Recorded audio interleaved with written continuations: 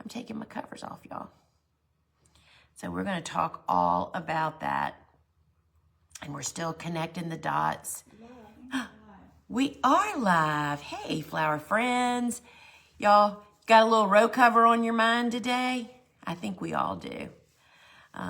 So we have a lot to talk about on today's show today, and what's all going on here, right? So we're going to talk about my snow plan. Well, we should probably say the weather plan because we're not sure what we're getting yet. But I want to just say this, and you're going to hear me say this over and over. Y'all, Cool Flowers is going to love snow and ice. I'm being honest. We have to stop worrying. We just have to figure out, have we done things right? So we'll talk about that more. We're going to look at the seedlings, what I've got going now. Susie Q is going to be, my sister, is going to be doing the Bouquet Studio. We have some daffodils and Lenten roses that I've brought in. So fun. And then we are going to have a live Q&A at the end. So if you have a question when we start talking about what to do with your garden with this storm, that's where you're going to add your questions in. And so in the comments, you just put @Lisa and then type your question in. And you might want to wait to type it in until after I talk about what we should do, what the conditions you face and what you should do about that, right? So before we get to any of that, my private club, the gates are officially open. You know, we open it a couple times a year, and we have opened the doors to new members from now. Today's Friday, the 23rd, and it's going to be for 7 days, and it's until next Friday, the 30th. You know, and if you've been thinking about taking the plunge from maybe a gardener to a flower farmer, but you're just not sure if that's really going to be for you, this is the resource for you. And, you know, I see my flower farmer club as like continuing education, right? So with support, because we have a community board that I'm in and out of. And so this is just a really great place. We have master classes and private podcasts and a community board, the weekly sewing circle. There's so much in there, y'all. And we're running it with a 7-day free trial right now. So you can select from a monthly subscription to annual, which is discounted. And if you want to do that, you can't do it here in the club.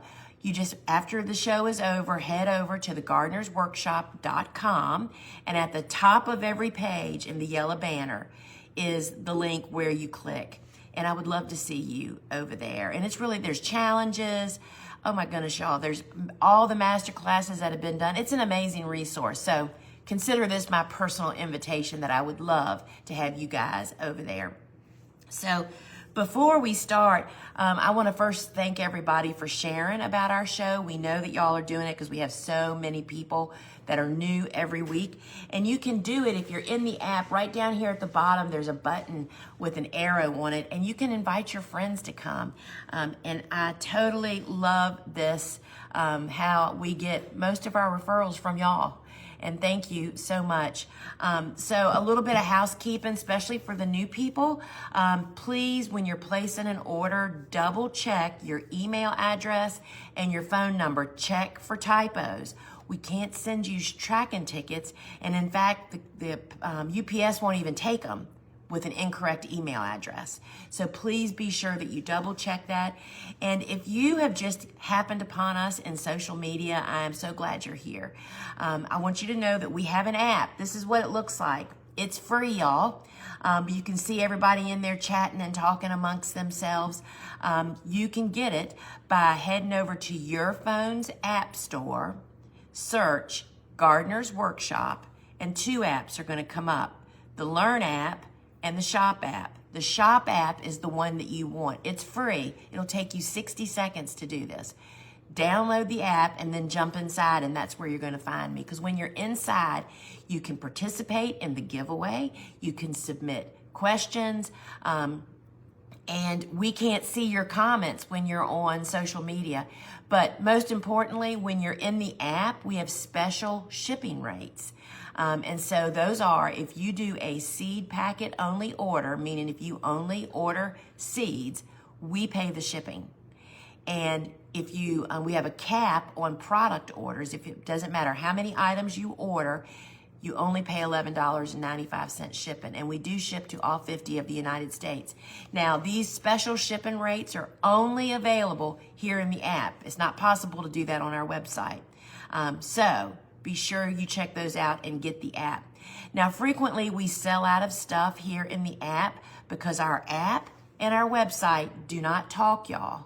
So frequently, if we're out of stock on something, somebody may be bringing more stock over from our website to the app.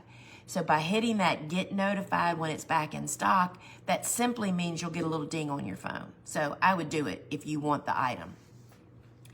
Now, if you're seeing people, and I already see some right here, that's Melissa, people that are posting the sunflower emojis. That is our TGW family, y'all. Those are my private flower farming club members, which you can become a part of this week if you'd like, and our online course students. We consider them the TGW family, and I absolutely love seeing them send me love by posting that sunflower emoji. All right, my friends, if you're inside the app, it is time to sign up to be on the list that we're going to pull from at the end of the show for the giveaway, and it's a $25 store credit, y'all. You have to be here to claim it at the end of the show. Hit the box, and that'll put you, it says it's putting you on a wait list. Well, it's just a list, which we use to pick somebody from at the end of the show. So be sure that you hit that button. All right, y'all. So let's talk winter weather planning, right? You know, who has winter plans for their flowers? If you do, drop a, so in those cute little emojis, either the snowflake or the snowman. If you have a plan for your garden, post the snowflake or the snowman, okay? If you don't have a plan for your garden, if you didn't even know you needed to have a plan, put the little sad face, whether you want to put tears or the little kitty sad face, and let's talk about this, right? So as we're all waiting for this big storm to come through this weekend, snow, ice, rain, freezing rain, temperatures lower than our averages, and I don't know about you, but I choose which cool flowers to fall plant based on my average winter low temperature, right? So this is the day you learn a lesson that sometimes we take a gamble, right? But that's okay because the win is worth it. And I'm going to say it again. Cool season, hardy annuals don't just survive cold weather and snow and ice. They thrive under those conditions when they're set up properly, right? So I know that some of my cool flowers may struggle or maybe not even come through. They might get killed by these really low temperatures that we're going to have. Because, as I'll mention later, I'm going to have to take my covers off. And I'm counting on Mother Nature to lay a blanket on them. And we'll talk about that. So, because we're going below our average winter low temperatures is why that's going to happen. And, it's risky business. And I'm willing to take the loss because the 99% of the years that this doesn't happen is so worth the win, y'all. Seeds are an inexpensive investment. And you know what? As my sister can tell you the story of how back when I first started growing cool flowers, every January I thought they were dead from the cold. I'd restart, and guess what? They weren't dead. And that's how I got to be such a big snapdragon grower, y'all. You may need to restart, but here's my thing. If you are worried sick, and I know you're out there, I've been talking to y'all. If you're worried, if you're that concerned, then you know what you need to do through this storm is to restart seeds. You need to start more seeds of stuff that you can plant in your very early spring window. So again, remember, cool flowers, which are cool season hardy annuals, love this weather. So here's what I'm doing on my farm. We actually have a list here so I don't skip over anything. This is what I'm doing for the storm. So I'm going to take my covers off before the precipitation really gets here, the snow. So for me, they're now calling for 3 to 5 inches of snow Saturday night.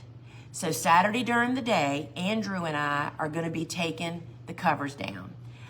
Because snow and ice on row cover, so this is what happened. Why do you take them down?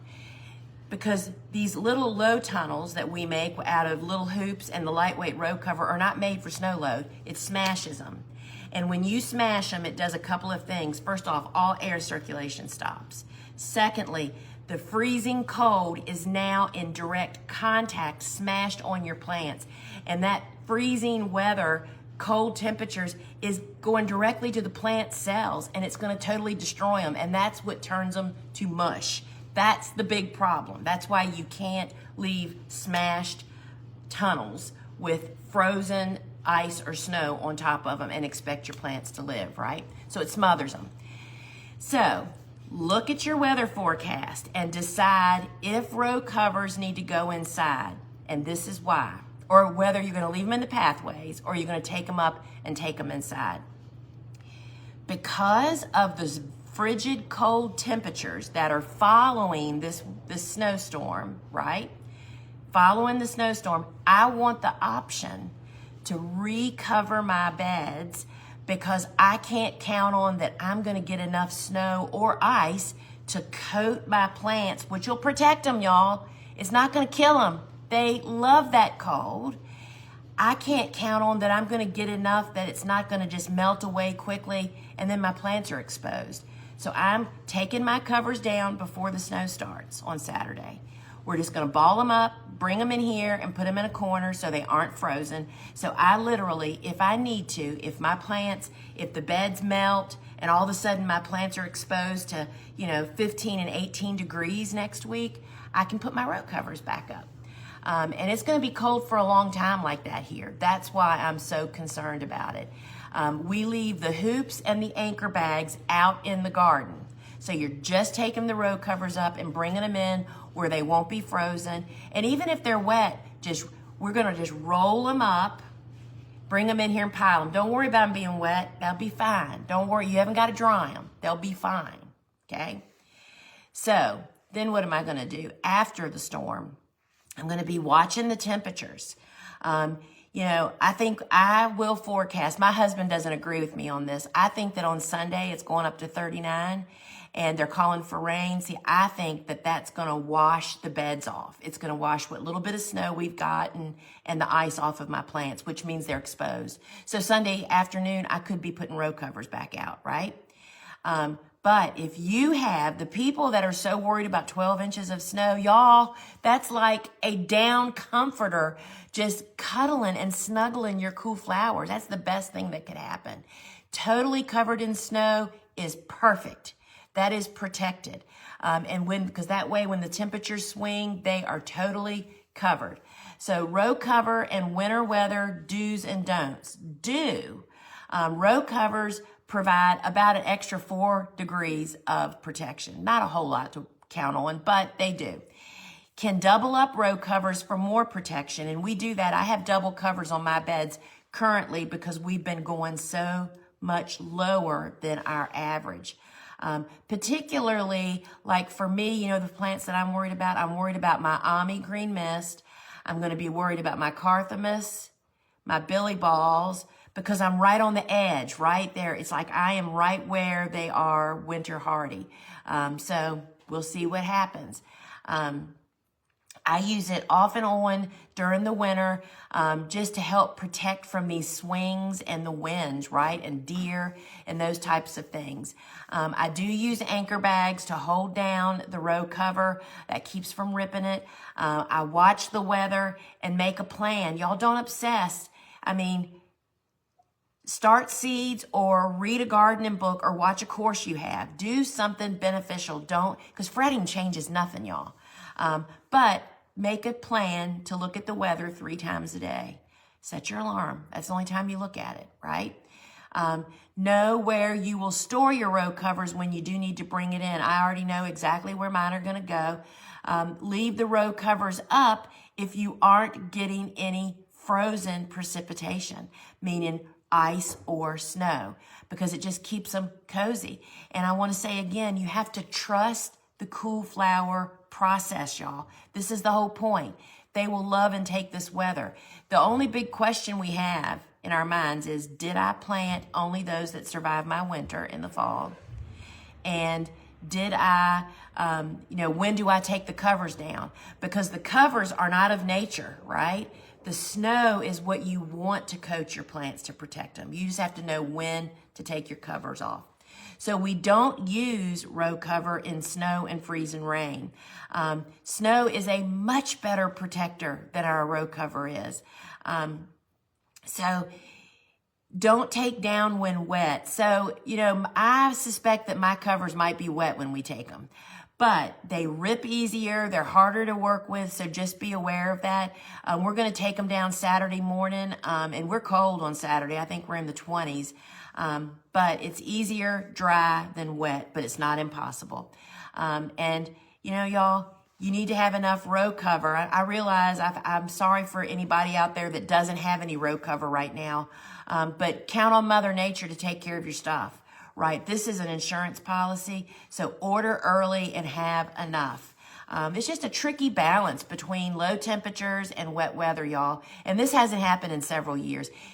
Snow, no problem. Ice, no problem. Those two, along with deep dive temperatures, that's where it gets dicey, right?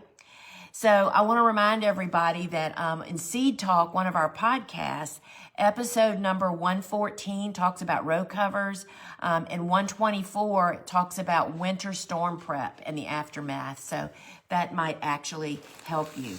So row covers, this is some. It's the lightweight row cover. Comes in 20-foot, 50-foot pieces, and we even have larger ones over on our big website. But they're all 6.5 feet wide. Love this stuff. I use it a lot single layer, but I also use it in these circumstances as a double layer. And the bags that we use to actually hold them down, this is what they look like. They're 15 pounds, y'all. Ours have gravel in it. You can put sand, soil, gravel. This is how they come. They have a string on the top you can wrap around and tie it. And when we're really windy here. If you have enough bags, which nobody has ever had enough bags. I still don't have enough bags. I have pallets of bags, y'all.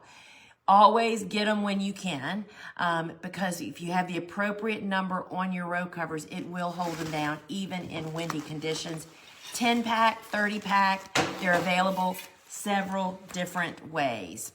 And so, while it's snowing outside, one of the jobs I'm going to do, and I may pop on here and do a pop-up show. So be sure, y'all, that your notifications are turned on in your app here that you're in right now.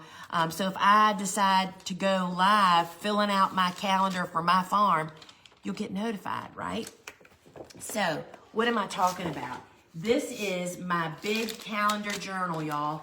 And this one page will connect you with the 9 different planting windows, has my equation that you plug in your frost dates to know when you can plant all of these different planting dates. The rest of this is, after you know this, then you can set up your seed starting schedule.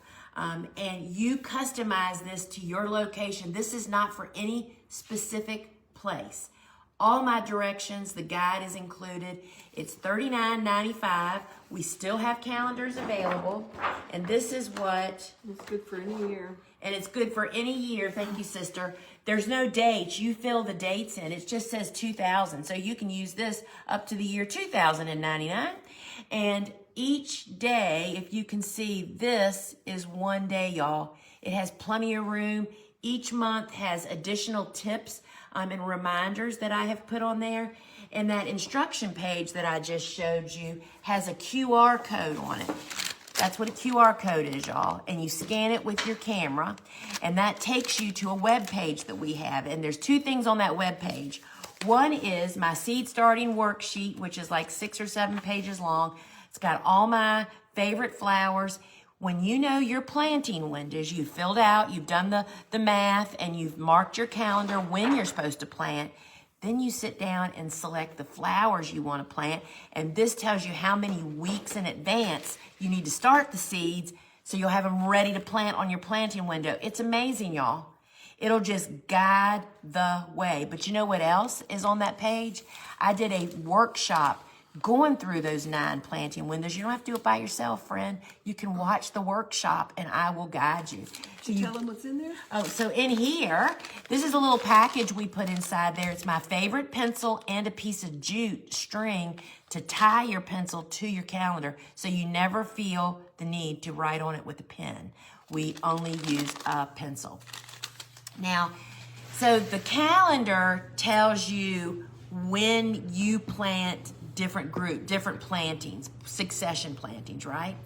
Then my books guide you on everything else you need to know, how to start the seeds, what varieties, all of that stuff. So it all started, y'all, with this little book, Cool Flowers. And this is about cool season, hardy annuals, and there's 30 different plant profiles in here. And this really explains the concept. If you are new to this, this is a great place to start. And this book includes a virtual book study, video book study, which I would love for you to have.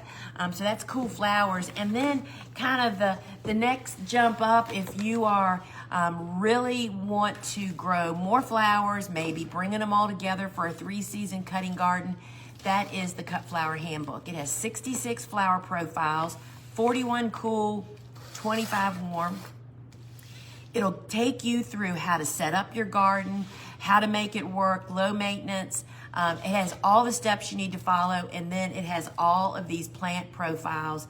And each flower includes the low winter temperature that it survives, and it'll just guide you. It's like the rest of the story. This and the calendar really sets you up. So this book bonus is actually the 6 flowers that we couldn't fit in the book. So we send you the link to download and print the flowers that didn't make the book, and would love for you to have that.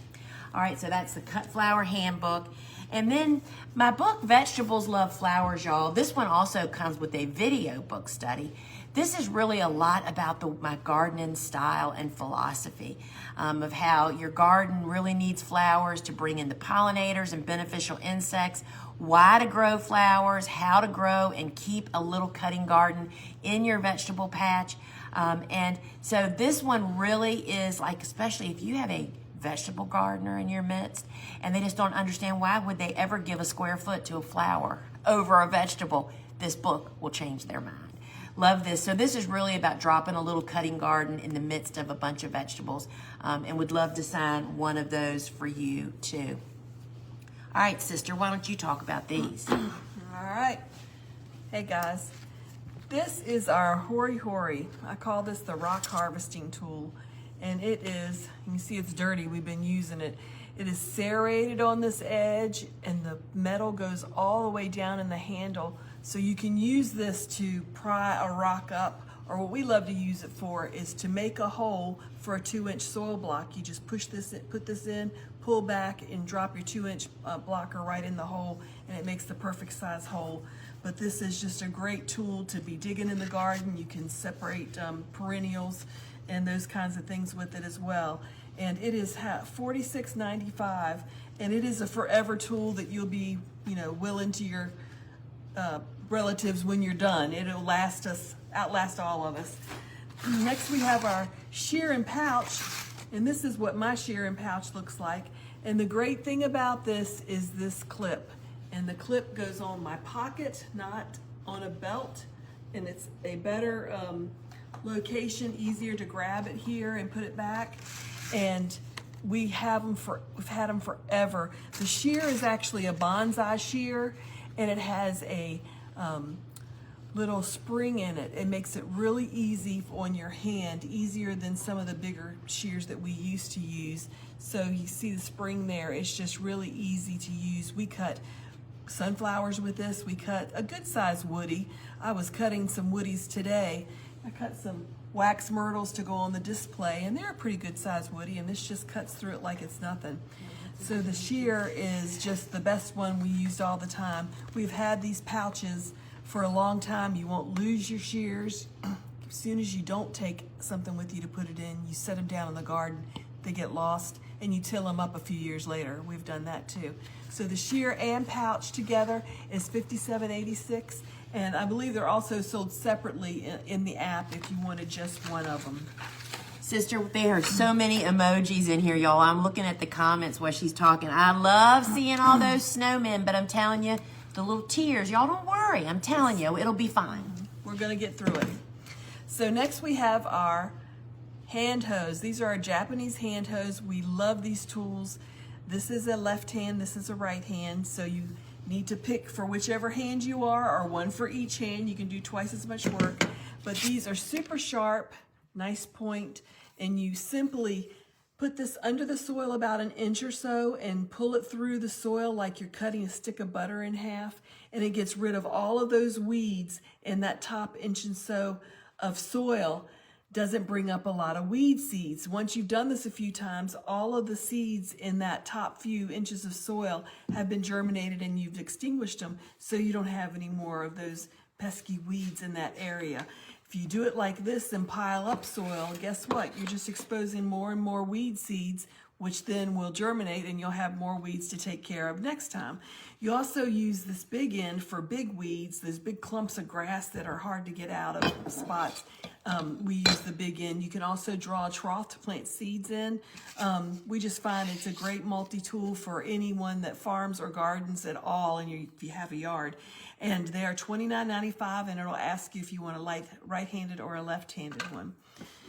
This is my favorite tool. This is the one I grab every time I go out to plant plants out in my garden. This is our tray, and it's a trowel and a cultivar. It's lightweight, solid cast aluminum. It's 16 inches long, and the best part about it is that it extends your arm. So when you're trying to work in your flower bed, you can reach much further. You can also lift up on it to get up from being down and working. This is $34.95, and I love it to plant plants. You can use it for containers too, but it's just a great multi-tool to have in your little bag of tricks. This is what we call our Bobo weeder. It's actually a hand weeder, yes, a dandelion weeder. It's tempered steel. It's got a prong fork on the top, the wooden handle, and again, this is a super duper heavy duty tool that you'll have forever. It's 12.25 inches, so 12.25 inches long, and it's $8.95. We love this to weed, but Bobo uses this to plant the soil blocks. So you can make a small hole in the soil or in the Bio 360 and get your little small blocker in there without exposing a lot of soil, which has weed seeds in it. So the smaller the hole, the better. And this again is in your toolbox that you want to keep on hand. Next we have our copper plant markers. Now these are great to use for any plantings, but especially in your shrubs and trees and perennials. And bulbs too. And bulbs, those things that disappear and you don't know they're there, but you want to remember they're there. Exactly. This is permanent and beautiful, and it's permanent because you write on it with a ballpoint pen and it actually engraves. Can you see that it's engraved on the back? It actually engraves on the copper, so it really is forever. Even if the ink washes off, you're still going to be able to see the little engraved thing. So it just adds beauty to your garden, and it helps you remember where things are. Like daffodils is perfect. Exactly. These are 10 inches tall, and they're $28.95 for 25 markers. So it really can add and help you so much in the garden. Now we have our wicked waterers. So these are for me anytime, or for people who go on vacation and can't water their house plants. You stick this little thing down in the soil. This gets wet. You put this in a bucket or a barrel or a bowl of water, a cup of water, and it automatically waters your plant while you're gone. And then this little handle turns and you can squeeze it to let less water through. So you might want to do it a little bit before you go out of town so you can tell how to regulate it and how much water to allow in. So this just keep your plants alive while you're gone. So there's 4 of these little valve pieces, and there's 6 of the little wicks, and it's $15.95. And it's a perfect little gift for someone that has house plants, because we know how much we care for them and don't want them to go without water while we're gone. I mean, wouldn't that be great in an Easter basket? Yes. You know what I mean? That's one of the, if any gardener, houseplant person. Yep. And something else for your house plants and pots. These are called pot pads. They really protect your deck. This lifts the pot up off of your deck so that the water can just dissipate instead of rotting your wood. And it's one of those like move them in, slide and stuff here, so you can actually slide them too, and rubber on the top. So you put 4 of these on the feet. I have them on my pots on my front porch. And there's 4 per pack, and they're $16.95. And they really work great to slide heavy pots. And they last forever. And you know, y'all, remember how I talked about planting all those cool flowers in big containers? You've got to be sure you have great drainage. And how do you get great drainage? You lift the pot up off the ground. So that works great. All right, this is our foam wire. So this is really fun stuff. It's just wire with this nice foam cushioning on it. Works great for any of your trellising you're doing with any of your plants, tomatoes. You can use this for Christmas decorations or Easter decorations or any kind of decorations you want to attach to wood that you don't want to harm in your house. And it is $15.95, and it's 32 feet, and there's just 1,000 uses for this guy. You can talk about that one. Yeah, so I was just sitting here thinking, so this is the container protection kit. This is what I put on my containers to keep varmints from digging up like all my, especially my cool flowers when they're out there trying to save their pecans and bury them in my garden and in my containers. So the container kit, this is what it looks like installed. There's a big bucket, like a half whiskey barrel size container under here. And what we're talking about is this white fabric, this string, and this grow through. And I was just sitting here thinking, you know, we don't have to worry about taking the covers off of my containers because they're held up by this metal grow through. So there's the legs attached to the edges, and then you just push the legs down and it suspends this above your container to keep the fabric from smashing your plants. So I don't have to worry about that. I mean, if we had support like this across our beds, we could leave our covers on, y'all, but we don't. So I love this. This does not have to be the same size as your container. In fact, it's smaller than all of mine. It is simply to hold the fabric, which is insect netting. Insect netting, I love this stuff, y'all. It looks like row cover, but it doesn't trap heat like row cover does. So when I'm planting in summer and fall when I'm trying to do cool flowers, I can use this to keep the varmints off of my containers, but yet it doesn't trap heat. So it comes with an 8-foot piece of our flexi tie, which becomes the little belt you wrap around the container to hold the fabric. 6-foot square insect netting piece. It has the grow through, and it just does a great job. It's $22.95, and most of this stuff is all available separate. Well, all of it is. The insect netting, the flexi tie, and the grow through are all available separately. And that, I'll tell you that I have the prettiest cool flower containers out there. And why? Because they've had that on top of them. Nobody has gotten in there and rummaged around. It makes all the difference in the world. Just want to remind everybody, if you want to get on the list to maybe be our lucky winner of a $25 store credit, hit that white button now, and that'll put you on the wait list, which we pull from at the end of the show. And you have to be here. And remember that I'm going to be answering some questions at the end. You can put your questions in the comments at Lisa, and then whatever your comment, and Jessie will gather those up and then feed some to me. And so let's look at some of the seeds that you can add. This is wet. You could be starting right now, right? Or potentially for very early spring. And so I don't know if it's wet now, Susie. I don't think so. It's just this one.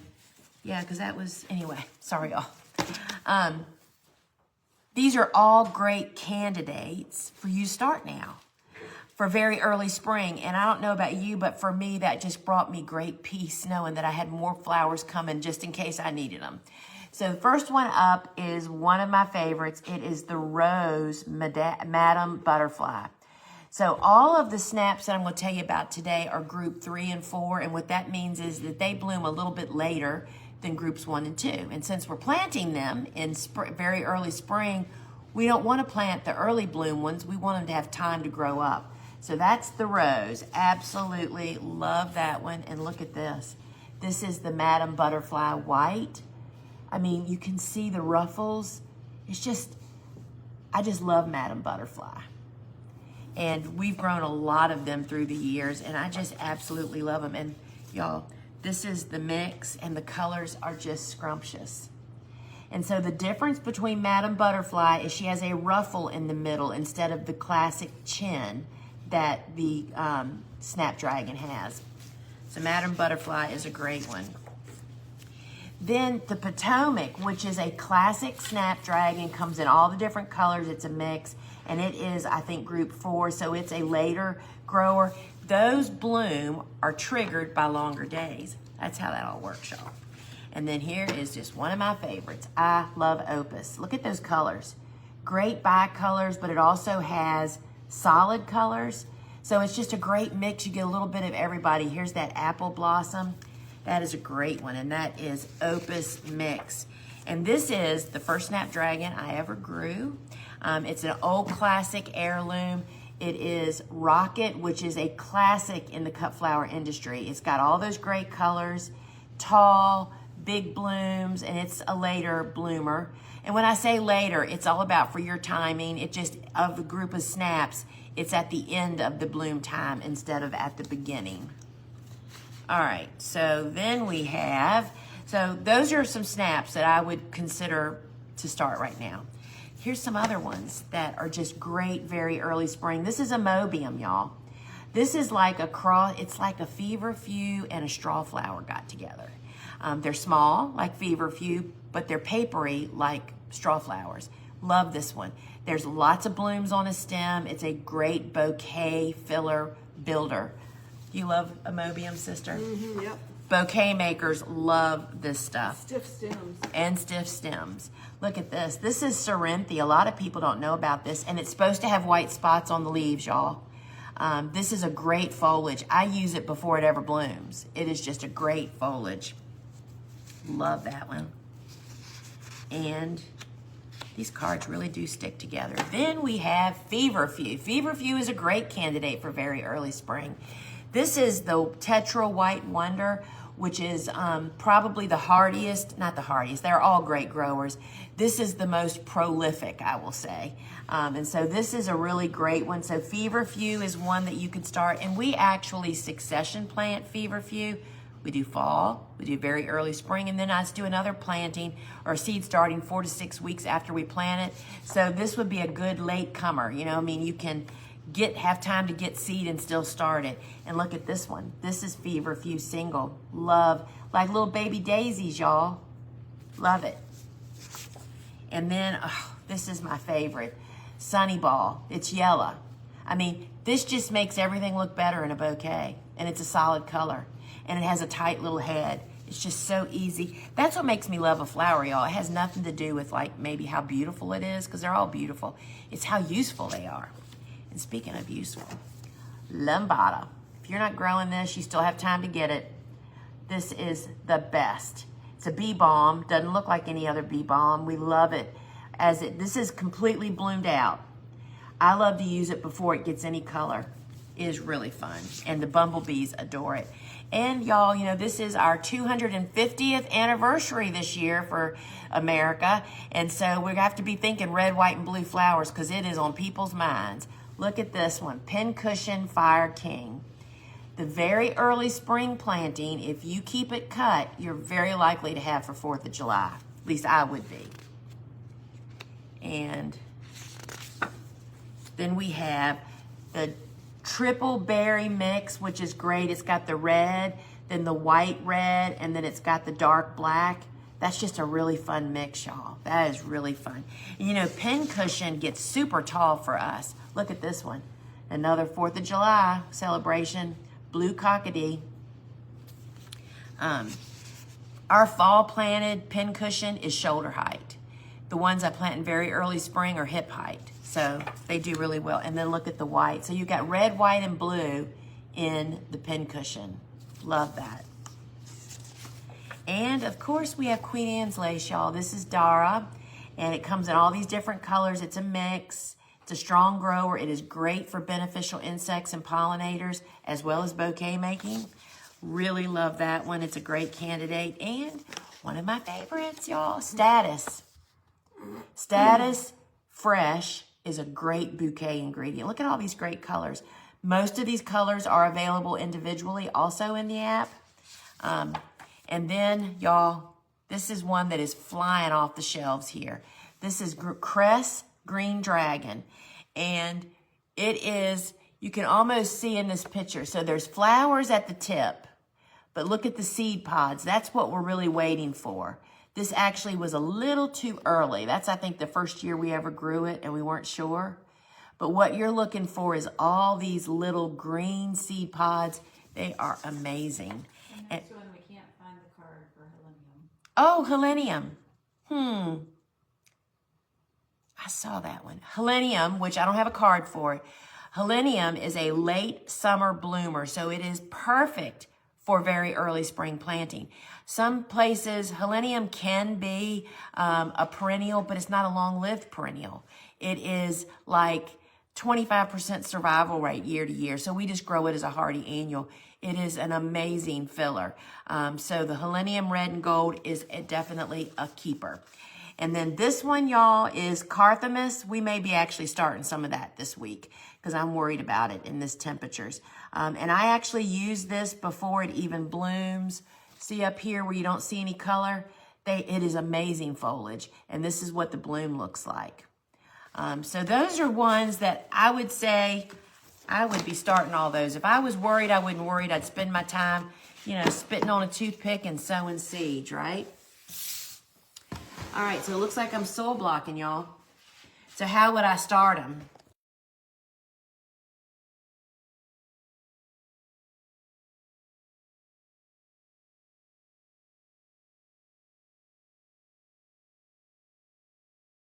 Called soil blocking. I use the small blocker almost exclusively. And so the potato masher has been the best tool for mixing the water, mixing soil, and then mixing the water in the soil.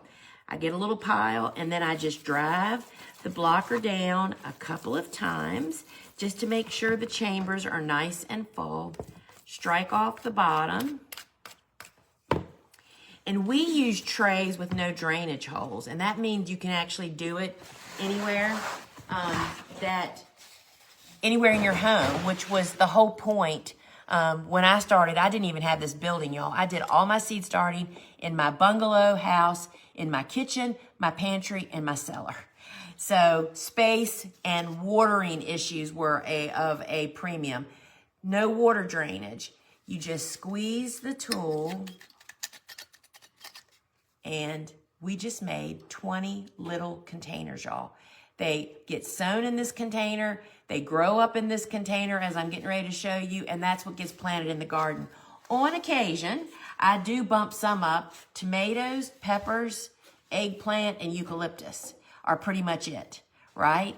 And look at, this is some of that green dragon cress that I was just talking about. This is 20 blocks on this little mini 5-inch square tray. These are about 8 weeks old, ready to go to the garden. I mean, look how healthy they are, even though they're a little overgrown they should have been planted probably 2 weeks ago. How about that?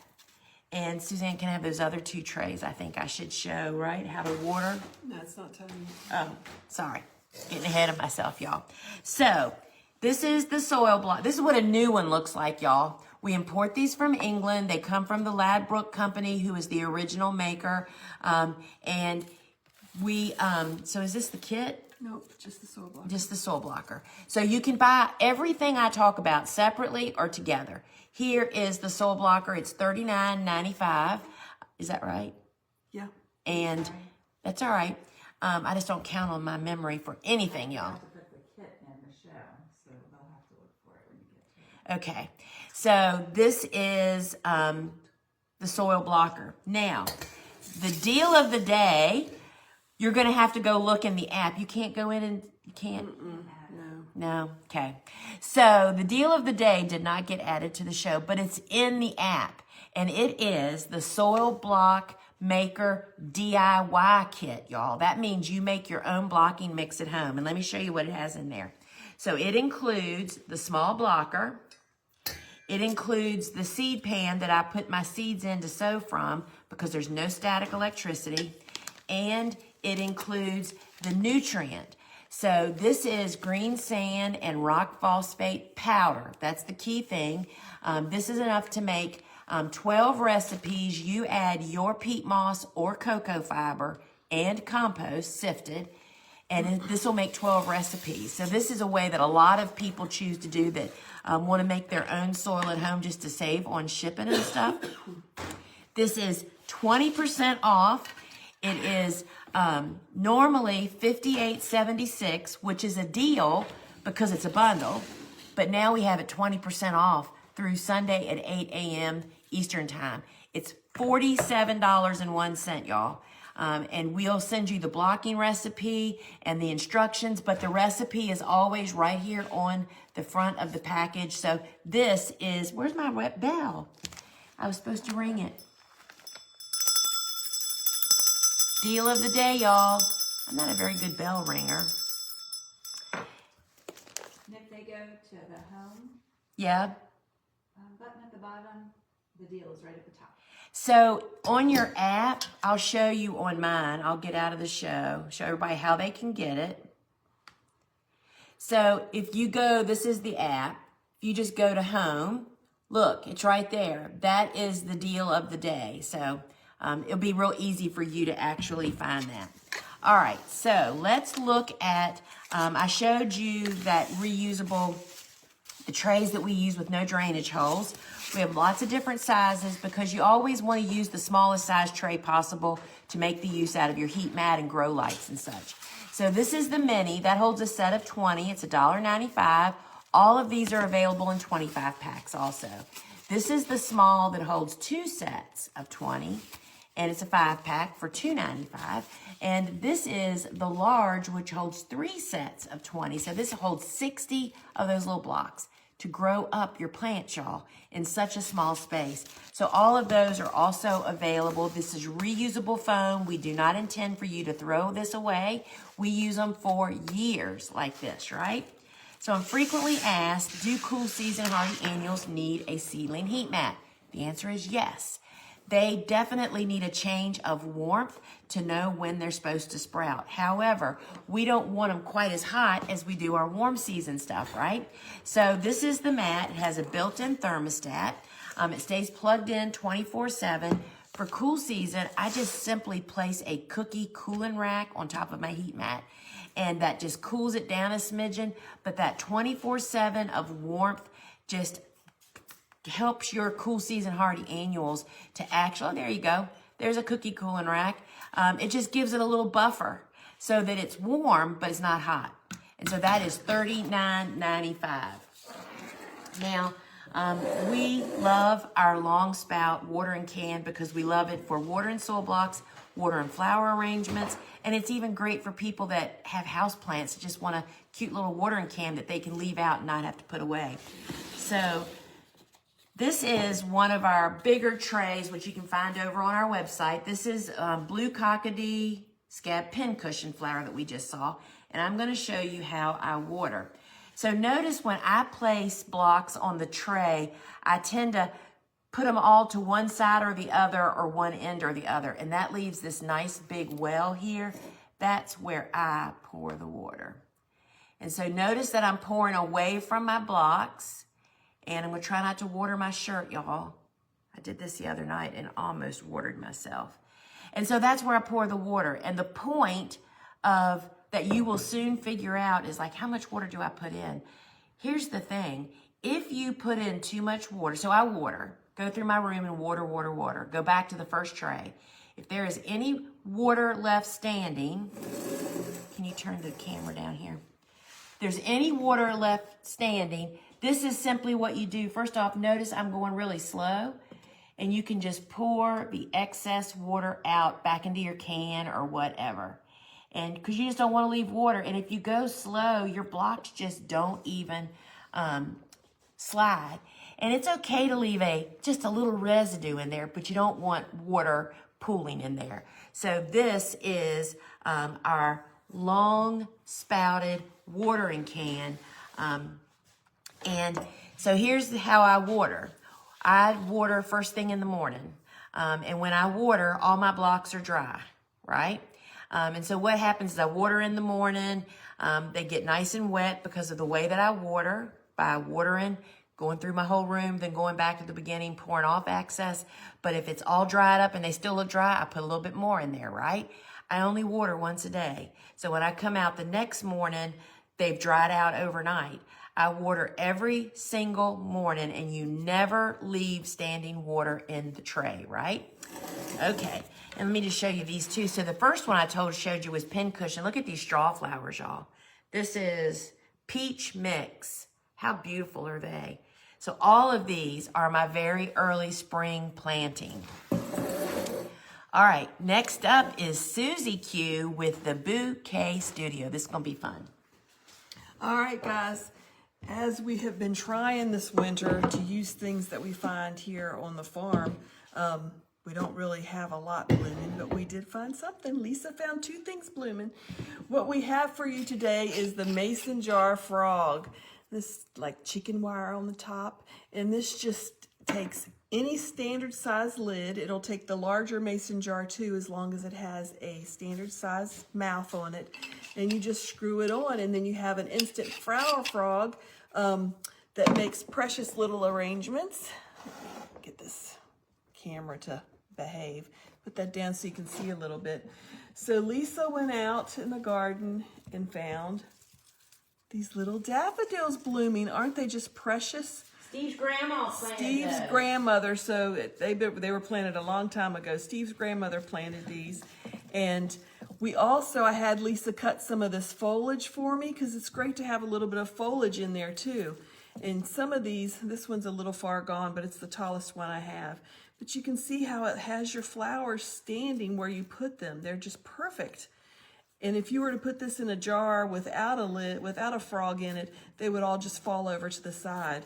So this is just a precious little way to display your flowers and make them look more than they are.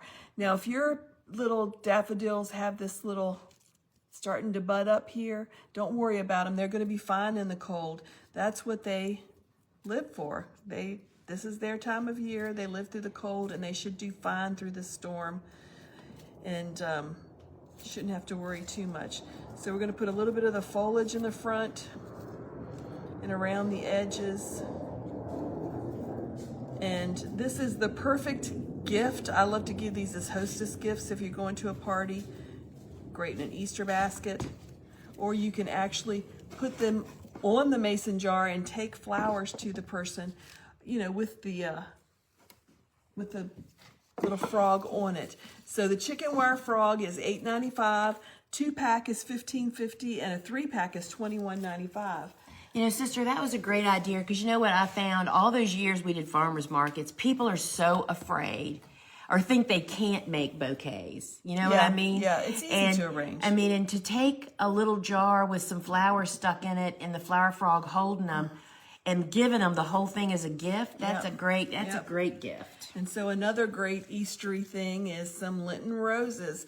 Now these we cut way early. Lisa cut these this morning. They're way early. You can see their little heads are pointing down. We usually wait for their head to come up. They get kind of papery. And then this little center pod here will go to seed. And that is the best time to cut a Lenten rose. But we need color. And if you need color for, you know, an event you're having, then this is a great option. And again, this makes them stay exactly where you put them. And look how easily they go into the little flower frog here. This one's kind of tall. We'll put him in the back. And so I'm just taking a handful of flowers, and it's making this great arrangement in this little flower frog. You can also use something with a smaller mouth. Call it like a stuff and go. You can use a smaller mouth container, and it just really helps your flowers stay where you want them. So this is another little cute way to arrange with just a thin little neck. And I got this from a thrift store. We went to today. We're like, oh, we need to get ready for the show. I'm like, did you see the sign for the estate sale down the street? So we all went to the estate sale, and we got some really good finds. You know how much I love gravy boats, because you want low containers for low arrangements when Wide you're mouth. at a table, so that you can see over them. Well, We, I got some. we spent $60, y'all. And these were $1 a piece, by the way. But look at this pretty container, and look how nice and shallow it is. This is perfect for a little arrangement. If I were to cut these Lenten roses a little bit shorter, I mean, look how beautiful they would be in this little So I was going to ask you, sister, so if I'd have brought these in this tall, 25 inches tall, we're so afraid to cut the stems, right? Oh, but that's cut where it the off. jewels are, Yes, right? Cut it off. There it Just is. Look how That's our new beautiful motto. that is. And then this other little one, of course, we love this color green. This other little one that's nice and shallow, you can always use the tape on this, the clear Oasis tape, to make a little grid so your flowers stay in place a little bit better. That'd be great for Lenten But roses. again, it's just the perfect coloring, and it works great. So go to the thrift stores, go to those estate sales. You can find some little jewels. And I only purchased 3 things. They were all green containers, and they were $1 a piece. So have fun with it. All right, my friends, so it's getting to be time to wrap up, so stick around. I know we're going to have a wild Q&A with all this weather business going on, but before we jump into that, a couple things. First off, remember, those special discounted shipping rates are only available here in the app. They aren't possible over on our website, okay? And when you're over on our website, remember to check out all the free resources we have for you over there. We have videos and blogs and podcasts. We have both Field and Garden, which I host, and then Seed Talk with Lisa and Lane. And Seed Talk number 114 and number 124, both are about row covers and winter storm stuff. And so, friends, I just want to say again and again, trust the process. And Cool Flowers loves snow and ice. It's just a matter of, are they established? If you planted on time, they should be. And are they winter hardy in your zone? And if they weren't, then you got caught with your hand in the cookie jar, right? So this Wednesday, I do Ask a Flower Farmer, and that's actually hosted on our Instagram handle and on TikTok. At 3 p.m. Eastern Time, you can find Gardener's Workshop Farm. And remember to meet us back here next Friday for the big live gardening show. Plus, I do Wednesdays at 8 p.m. I do a little mini show. And friends, I can promise you I will probably be doing some pop-ups with this crazy weather coming. I may just invite y'all to come along with me as I write my calendar, right? So turn your notifications on. Don't forget that my Flower Farmer Club membership is open for new members through next Friday. At the top of, over at thegardenersworkshop.com, at the top of the page in the gold banner, is the link. It's got a 7-day free trial going on right now. And friends, I would love to have you over there. I do master classes and Bloomcast and the Sewing Circle, and we have a private community board. It's the place to be if you are starting out as a flower farmer or treading water or dreaming about becoming one. And so, friends, we have a winner. And I hope you're here. So the winner of our $25 store credit is Donna Starling. Donna, if you are here, give us a big old shout out in the comments, and the girls will drop 25 smackers right into your cart. So when you go to check out, it is there. Thank you so much for participating, and you are the winner. So friends, stick around for the Q&A, but if you're heading out, stay warm, stay safe, and stay off the roads. Now, let's see what we've got here. Can we start seeds right now in hot, dry California, Southern California? So it is the same. Oh, Donna's here. Congratulations, Donna. They are literally dropping $25 in your cart right now. So when you go to check out, you're $25 to the good. So thank you so much for participating.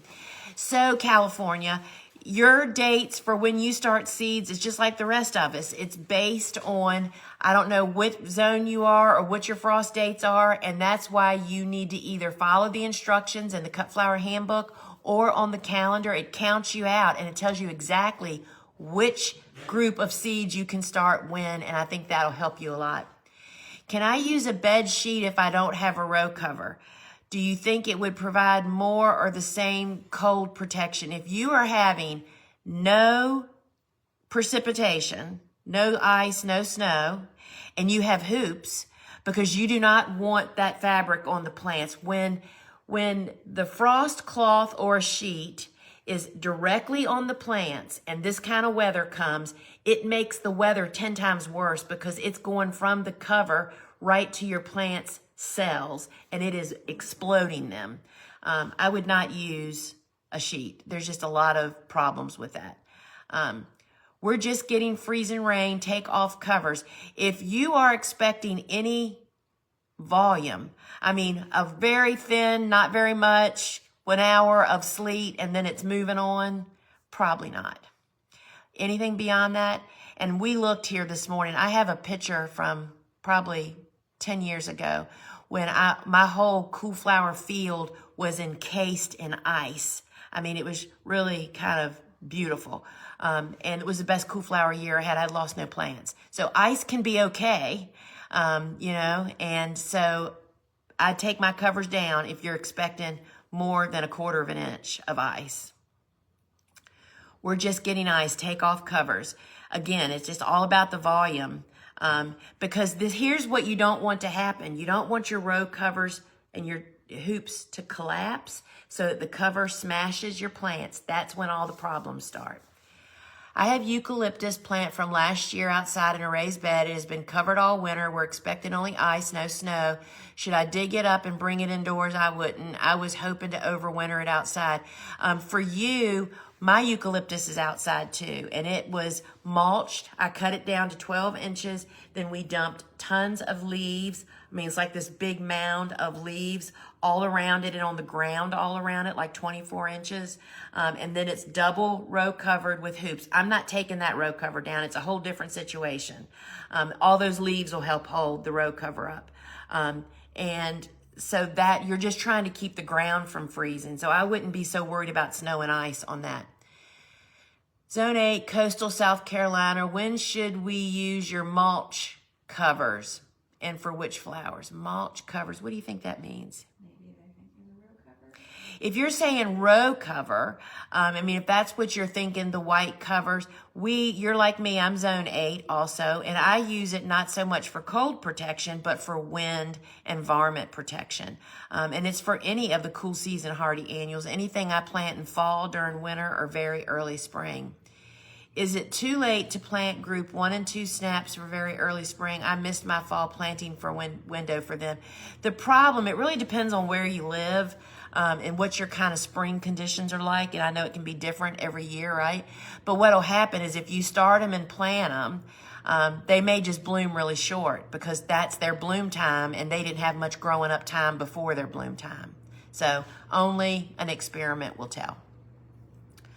What is the latest you would start snapdragons and plant out zone 8? It would be my very early spring planting window, which for me, I'm zone 8, but it's not really about your zone. It's about your frost dates is what tells you when to plant. Your zone only tells you what to plant. And so you you can't really tell anything from your zone. So my very early spring planting window is mid-February to March 1st.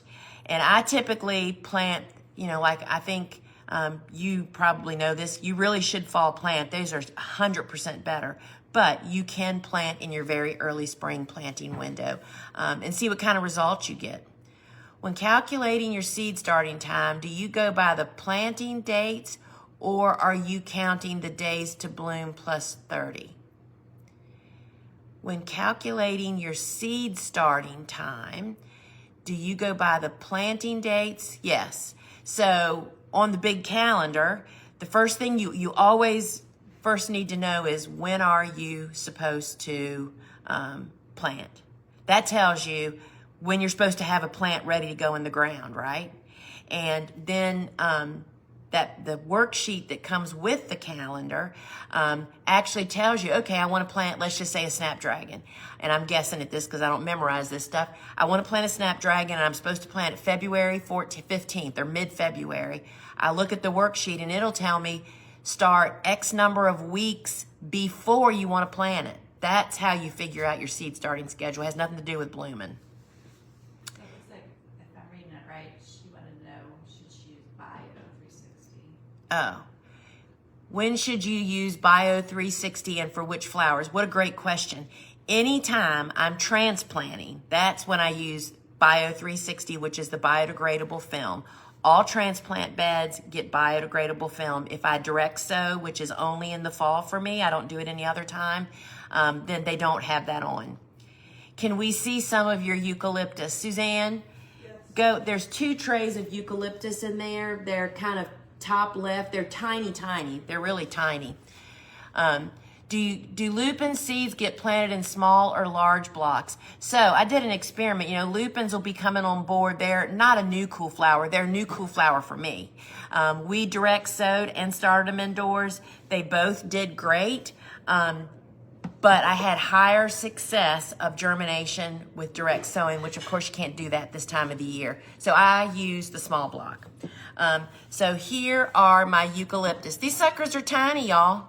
And part of my problem is, here's the other tray. I started 2 kinds. They're pretty small. Eucalyptus is the opposite of cool flowers. They should be growing in a hot room, y'all. And I don't really have a hot room right now. And so they're growing really, really slow. So that's what my eucalyptus, those were started January 6th. Bring me that didiscus too, please. One of those that has a lot of them cracking. So the lupin was the small block, but I think direct seeding, particularly in the fall, and I think they're winter hardy to zone 3. So pretty much everybody can fall plant them. Any advice for eradicating voles, y'all? I'm on the verge of going to jail for squirrels. The squirrels are literally eating that old potting shed in my backyard, the inn that's 110 years old. I mean, there's now 3 holes this big that they have chewed trying to get inside. I need ideas for that too. Voles, you can use mouse traps with no bait in their runway or where their travel paths above ground, and we've caught tons of them. Cats, snakes are the best. That's why we encourage snakes here. Because of their vole eating capabilities. I talk about that a little bit in Vegetables Love Flowers. Can worm castings be used in soil blocking mix? Yes, for sure. Yes. Huh? Yeah, my eucalyptus is way too little. I'll wait until it gets bigger than that. So somebody was asking about didiscus. Didiscus is so slow, y'all. So this is January 7th. And I don't know if y'all can even see it, but they're all cracking now. There's one right there. You can see the neck. It's like a sunflower, right? They're just cracking and starting up. But they're all of the colors. I'd almost given up. January 7th, y'all. It's the 23rd. They're finally cracking. So you just have to be really patient. So yes, worm castings are a high quality type of compost product. All right, my friends. So here's the motto. Trust the cool flower process. And Cool Flowers is going to love this. And I'll tell you just very quickly the little short story of how I learned the hard way that Cool Flowers just thrives through snow and ice.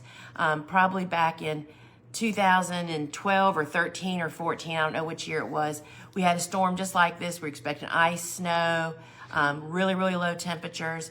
And I was really on the fence about uncovering. That's when I had like 30 or 40 100-foot cool flower beds. Couldn't decide. Last minute, took all my covers down late at night. Woke up the next morning and our golden Babs was down. I mean, she was obviously close to death.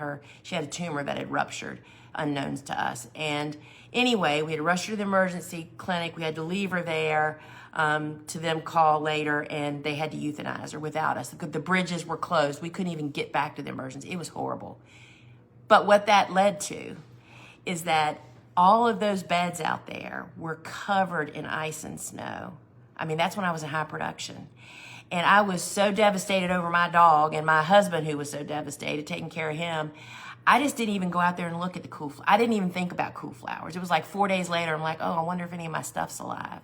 And I went out, and of course it was all alive, and it was one of the best cool flower years I had. So I'm just saying that I had something else to focus on during that fretting time that we're getting ready to go through. But take heart and trust that the cool flower process works. If your plants are established and you only planted what's winter hardy where you are, I think you're going to be fine. And if not, start some seeds while the storm's here so you'll be ready with a backup plan. All right, my friends, till we meet again on the flip side of this storm, unless I do a pop-up over the weekend. So turn your notifications on, and you do that inside the app. Go to settings and look for notifications and enable them. And that way you'll know when I go live.